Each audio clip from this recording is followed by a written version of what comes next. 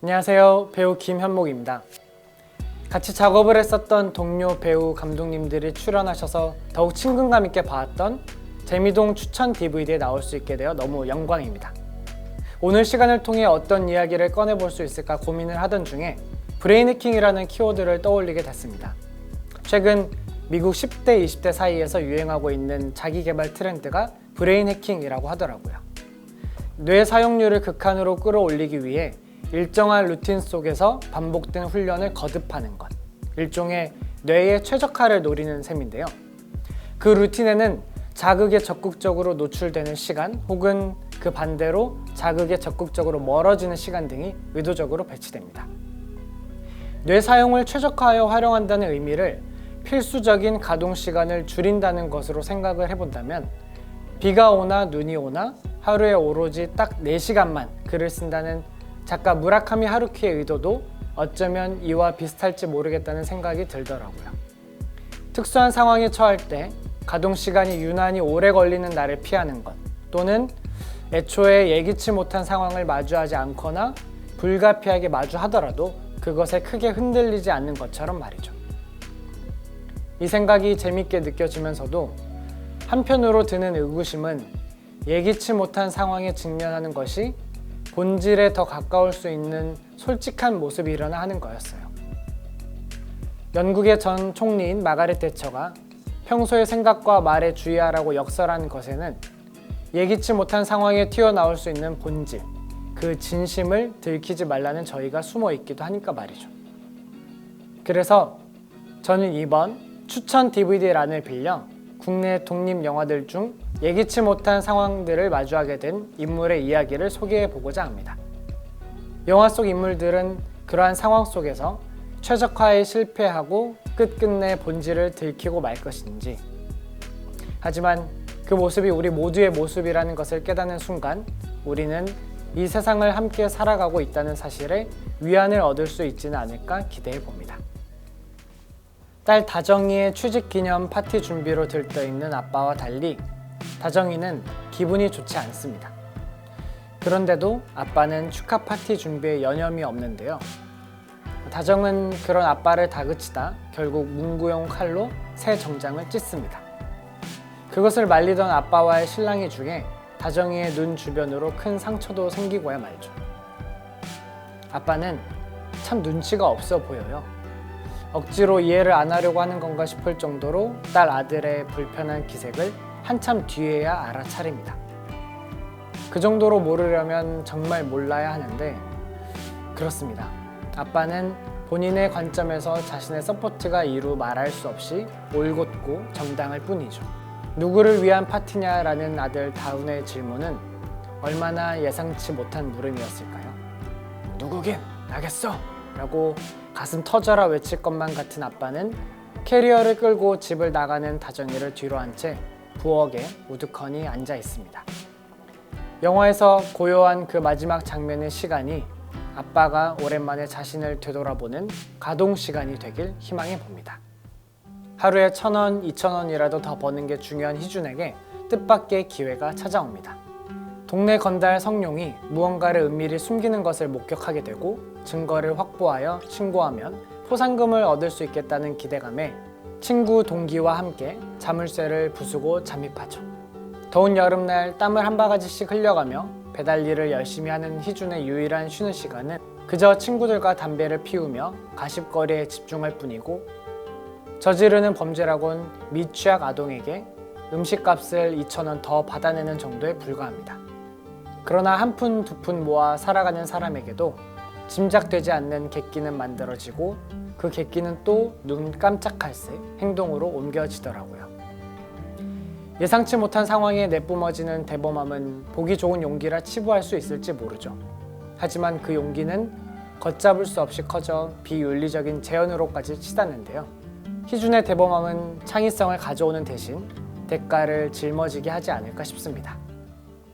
끊이지 않는 장마 속 수재 난민 보호소에는 은혜와 경주가 있습니다. 경주는 단독 행동으로 모두의 눈에 벗어난 은혜가 계속 신경이 쓰이는데요. 어느새 은혜가 경주의 진심을 알게 되어 둘은 가까워졌고 그치지 않을 것만 같던 장마도 끝이 납니다.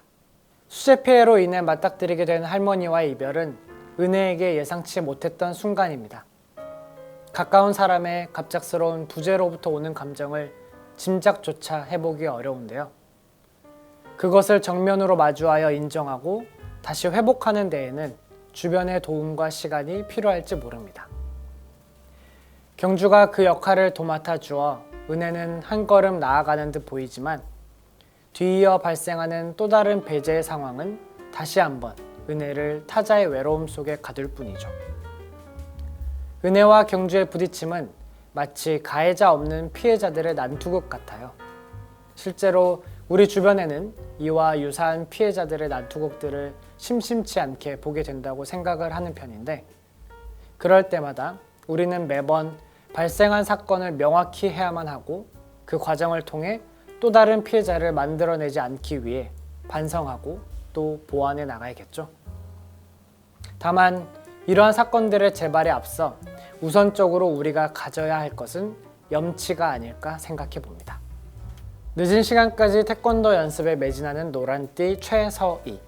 서희가 태권도를 열심히 연마하는 이유는 술고래 아빠로부터 엄마를 보호하기 위해서입니다. 그러던 어느 날 의도치 않게 여동생을 다치게 한 이유로 서희의 태권도 연습이 주변으로부터 오해를 사게 되고, 이 모든 것이 믿고 의지했던 태권도 마스터 강태권의 배신 때문인 것만 같아 우발적으로 그와 이별을 선포하고 맙니다. 행위의 의도가 오해받는 만큼 억울하고 서운한 순간이 또 있을까요? 섬세하지 못했거나 부족했던 자신을 책망하면서도 나의 마스터가 나타나 모든 걸 해결해 줬으면 하는 바람은 누구에게나 있을 것입니다. 부모님이 뒤늦게 챙겨다 주는 준비물, 모든 문제를 막힘없이 풀어주는 내 인생의 책, 그리고 강태권이 서희에게 심어주는 의지같이 말이죠. 그러나 세상은 단순하지 않습니다. 하나의 철학 명제로 모든 문제가 풀릴 것만 같아 달달 외웠더니 달아 없어지는 경우가 있잖아요. 허탈한 마음에 새로운 논리를 찾아보지만 이내 발걸음이 쉬이 옮겨지지 않습니다. 강물에 매몰차게 강태권을 내던진 서희가 다시금 가게 창을 통해 강태권을 물끄러미 바라보는 모습은 마냥 낯설지 않았습니다. 변변치 않은 음악가 인생을 살고 있는 시은에겐 시각장애인 안마 시술소를 다니는 게 피로를 푸는 방법 중 하나입니다. 시각장애 안마사 민혁은 단골인 시은과 많은 이야기를 나누며 가까워지는데 점차 그 마음이 사적인 감정인 걸 깨닫게 돼요. 민혁은 용기를 내어 시은에게 데이트 신청을 하는데 시은은 그 대가로 1,000만 원을 요구합니다. 사랑하는 감정을 품는 것도 예측하기 어렵습니다. 예능 토크쇼는 남사친, 여사친 가능한가?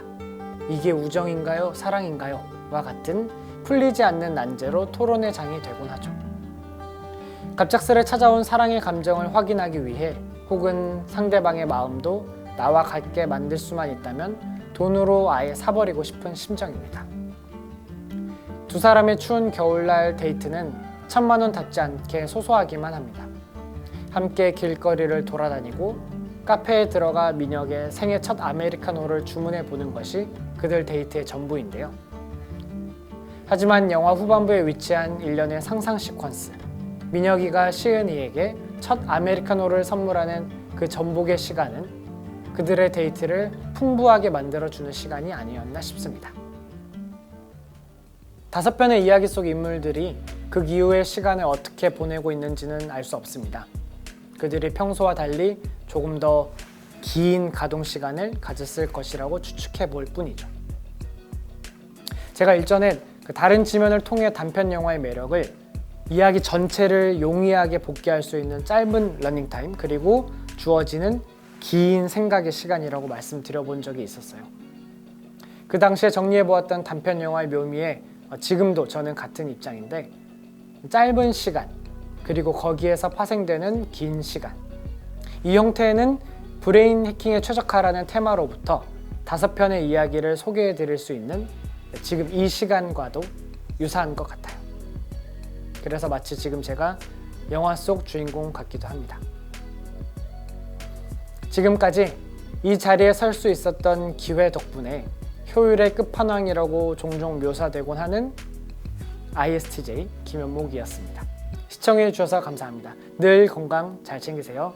감사합니다.